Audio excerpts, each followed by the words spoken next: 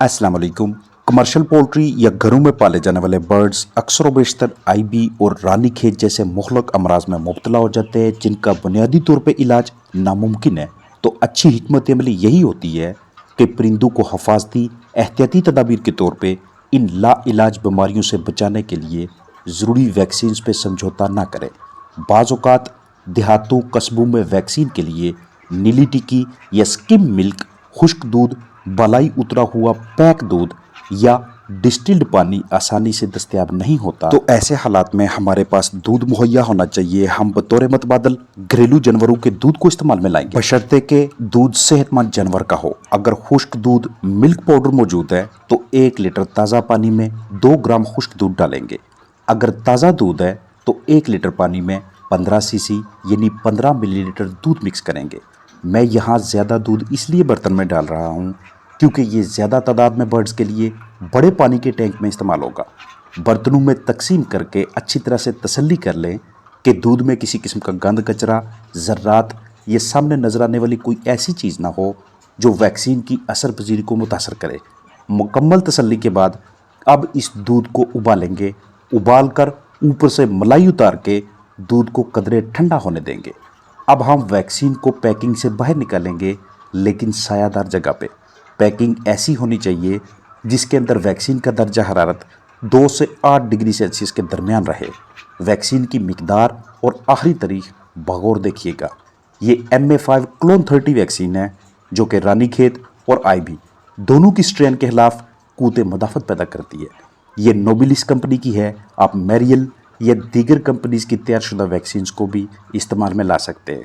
अंदर मौजूद वैक्सीन की टिक्की जमी हुई हालत में होनी चाहिए। आप इस वैक्सीन वाली वायल के ऊपर मौजूद इस एल्यूमिनियम फॉयल को इस तरह से उतारेंगे। अब वायल के ऊपर की जनाब रबर बाकी रह जाएगी जिसे आपने अभी नहीं उतारना। पहले ये वायल उस दूध में डालें जिसे आपने मलाई उतार कर हल्का ठंडा किया हुआ है। उसके बाद दूध के अंदर ही हाथ डालकर रबर उतार के वैक्सीन दूध में मिक्स करके खाली बोतल बाहर निकालें। अब आपके पास अलग पानी का बर्तन, बेबी डॉल या वाटर टैंक मौजूद होना चाहिए जिसमें उतना पानी भरा हुआ हो जो आपके बर्ड्स 30 या 45 या 50 मिनट्स में ख़त्म कर लें, यूज़ कर लें। इस पानी में पहले सादा दूध मिक्स करें, फिर वैक्सीन मिला दूध, यानी जो दूध उबाला था उसमें से 10 या 15% दूध पहले वाटर टैंक में मिक्स करें और बाकी के दूध में वैक्सीन मिक्स करके वो भी इस बड़े बर्तन या अलग से बेबी डॉल में डालें। ऐसा हम इसलिए करेंगे ताकि जिस पानी के टैंक में हम वैक्सीन और दूध का अमेज़ा डालेंगे उसमें पहले से ही पानी के अंदर सादा दूध की कुछ मिकदार मौजूद हो ताकि वैक्सीन महफूज तरीके से हमारे बर्ड्स तक पहुंचे। वैक्सीन पिलाने से पहले बर्ड्स को प्यास लाजमी देनी है। अगर मौसम गर्मा है तो 15 से 20 मिनट्स या 25 मिनट्स, और अगर मौसम सरमा है तो आधे से पौने घंटे तक भी प्यास दी जा सकती है। और जिस दौरान प्यास दें उसी दौरान कुछ ग़िज़ा लाजमी खिलाएं ताकि प्यास मज़ीद बढ़े और जल्द से जल्द वैक्सीन वाला पानी आपके बर्ड्स पी लें। और आखिर पे इन खाली वैक्सीन वायल्स को आपने जला देना है। वैक्सीन शेड्यूल बनवाने या वैक्सीन फ्लाग को पिलाने से पहले इलाकाई डॉक्टर से मशवरा कर लेना ज़्यादा बेहतर हिकमत अमली रहती है, क्योंकि डॉक्टर हजरात के पास डेड बर्ड्स आते हैं, मोर्टेलिटीज़ आती हैं। उनके पोस्टमार्टम से इल्म हो जाता है कि कौन सी बीमारी की कौन सी स्ट्रेन की वजह से परिंदे अमवात का शिकार हो रहे हैं। तो जब आप उनसे अपने सेहतमंद फ्लाग की आने वाली वैक्सीन का पूछते हैं तो वो आपकी दुरुस्त तरीके से रहनुमाई करके मशवरा देंगे कि फ़लाँ वैक्सीन ख़रीदें। और दूसरा, डॉक्टर हजरात को मौसम के मुताबिक इलाके में मौजूद और मुमकिन तौर पे आने वाले ख़तरात, वायरसेस वगैरह का भी इल्म होता है, लिहाजा बेहतर मशवरा मिलता है। कमर्शियल पैमाने पे बर्ड्स के अलावा घरेलू परिंदे भी बाज़ औक़ात भरपूर एहतियात और निगरानी के बावजूद NDIB वायरसेस की जद में आ जाते हैं। इसलिए वैक्सीन को बतौर हिफाजती एहतियाती इक़दामात लाजमी इस्तेमाल में लाएँ। आपके पास बर्ड्स तादाद में कम हैं तो दूसरे करीबी पोल्ट्री फार्मर भाइयों से रब्ता करके पहले से ही उनके इल्म में ले आएँ कि जब भी आप IB या रानीखेत वैक्सीन अपने फ्लाग के लिए लाएँ तो उसमें से मुझे भी 25, 50 या 100 सीसी वैक्सीन मिला पानी दीजिएगा। मैं आपको उसकी पेमेंट करूंगा, जितनी भी बनेगी, 20, 30 या 50 रुपये। रानीखेत IB बीमारियों से तहफ़्फ़ुज़ के लिए मुमकिन है कि आपको करीबी वेटनरी क्लिनिक या वेट स्टोर से जो वैक्सीन दस्तयाब हो वो 1000 चिकन्स के लिए हो और मुमकिन है आपके पास इतने बर्ड्स ना हो।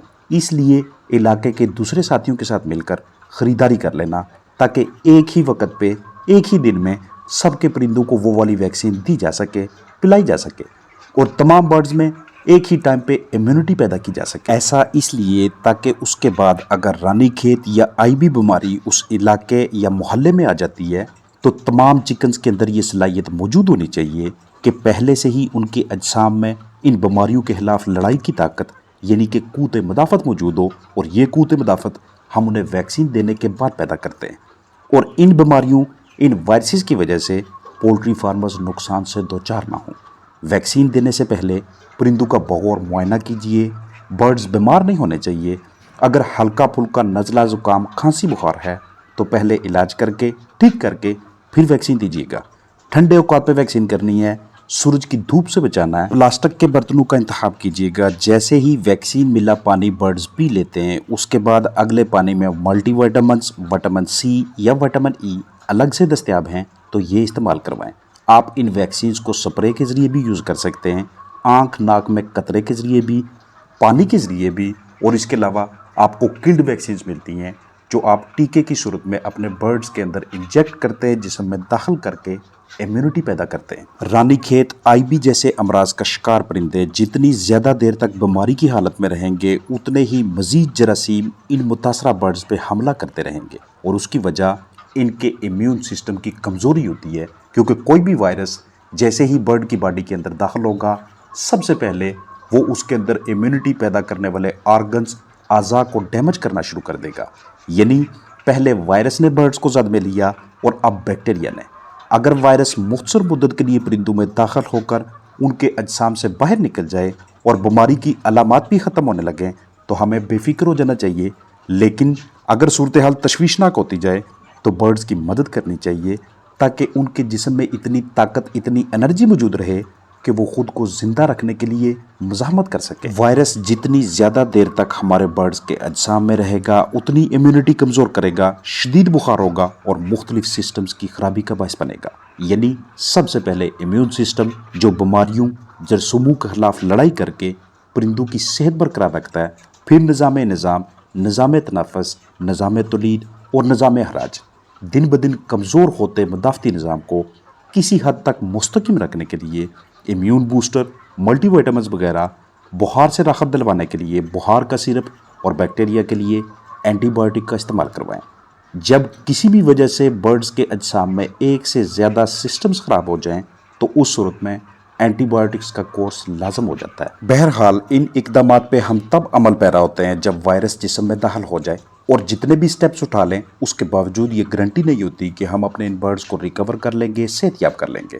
लिहाजा बेहतरीन हिकमत अमली, वैक्सीनेशंस, अच्छा माहौल और मायारी ग़िज़ा हैं ताकि हम अपने बर्ड के इम्यून सिस्टम को मुस्तकिम रख सकें, मजबूत रख सकें। अपना ख्याल रखिएगा। अस्सलामु अलैकुम वरहमतुल्लाहि वबरकातुहू।